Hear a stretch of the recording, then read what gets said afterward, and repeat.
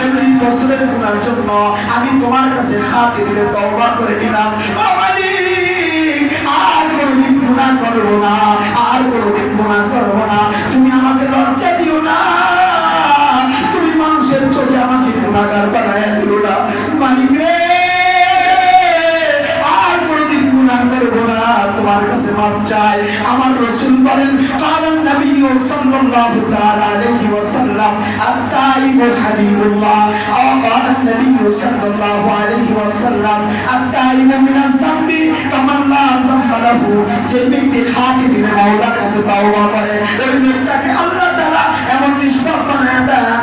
80 বছর, 90 বছর, 100 বছর গুনাহ করেছে, আল্লাহর কাছে খাঁটি দিলে তওবা করেছে, আমার মাওলা এমন নিষ্পাপ বানায় দেয়, গুনাহগুলো মাফ করা দেয়। কেমন যেন সবেমাত্র তার মায়ের পেট থেকে নবজাতক শিশু দুনিয়ার মধ্যে আসার পরে যেমন তার গুনাহ থাকে না, ওই নবজাতক গুনাহগার নবজাতক শিশুর মতন বেগুনাহ বানাইয়া আমার আল্লাহ তাআলা জমিনের মধ্যে তাকে রেখে দেয়। অর্থাৎ এই গুনাহগার বান্দা যখন আল্লাহর কাছে মাপ চায়, রব্বুল আলামিন গুনাহগুলো এমন ভাবে মাফ করে দেয়, নবজাতক শিশুদের কোনো গুনাহ থাকে না, এই গুনাহগার বান্দার কোনো গুনাহ থাকে না, আল্লাহ একেবারে নিষ্পাপ বানায় দেয়। সুবহানাল্লাহ। এরপরে নবীজি বলেন, আত-তাইবুল হাবিবুল্লাহ, শুধু গুনাহ মাফ করে দেই নাই, আমার এই বান্দাটাকে আমার বন্ধু বানায়া, আমার আপন করে, আমার কুদরতি কোলের মধ্যে জায়গা বানায়া দিলাম। কয় মুসা এমন ভাবে তওবা করছে কেউ বুঝতে দেয় নাই, একমাত্র সম্পর্ক আল্লাহকে আর আমার লাগে।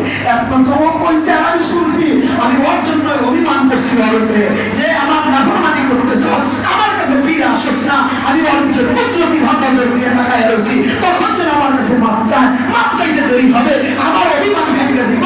আর যার জন্য জমিনের মধ্যে বৃষ্টি দিচ্ছিলাম না, আমি ওর কারণে জমিনের মধ্যে বৃষ্টি দিয়ে দিব। সুবহানাল্লাহ। এমন গুনাহগার বান্দা আমাদের সমাজে আছে, একজন না দুইজন, অভাব নাই। ইমাম সাহেব ঠিক না বেশি, সবাই আমরা গুনাহগার। উত্তম গুনাহগার হলো ওই ব্যক্তি যে গুনাহ করার পরে আল্লাহর কাছে অনুতপ্ত হয়, খাঁটি দিলে তওবা করে, এই হলো উত্তম গুনাহগার। ঠিক না বেশি? আর যে গুনাহ করে মাপ চায়, আল্লাহর বন্ধু হয়ে যায়। ঠিক না বেশি? আমরা তো সবাই গুনাহ কম বেশি করে ফেলেছি, এখন উচিত হলো প্রত্যেকেরই আমাদের পিছনের ঘোরার জন্য খাঁটি দিলে মাওলার কাছে তওবা করা। আল্লাহ, আমার কারণে বৃষ্টি হয় না, আমার কারণে আযাব হইতেছে, আমার কারণে বিপদ হইতেছে, আল্লাহ মেহেরবানি করে তুমি আমাকে আমার কারণে আমাদের মাফ করায়া সমাজের মধ্যে শান্তি নাযিল করে দাও। ঠিক না ঠিক?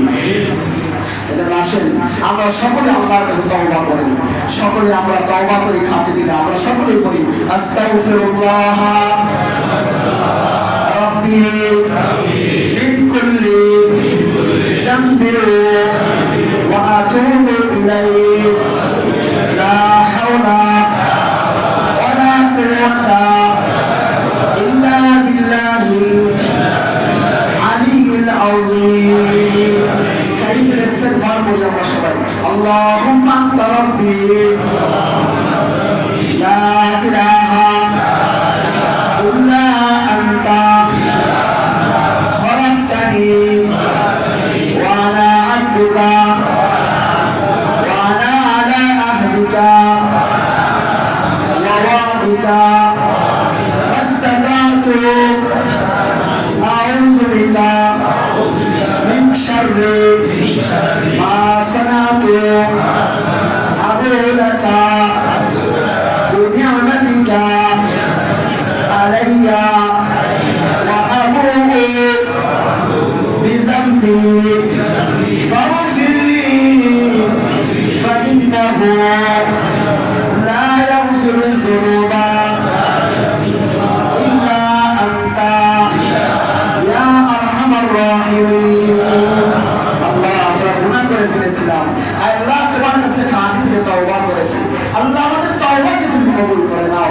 আল্লাহ, তুমি আমাদের জিন্দেগীর সব গুনাহগুলো মাফ করে দাও।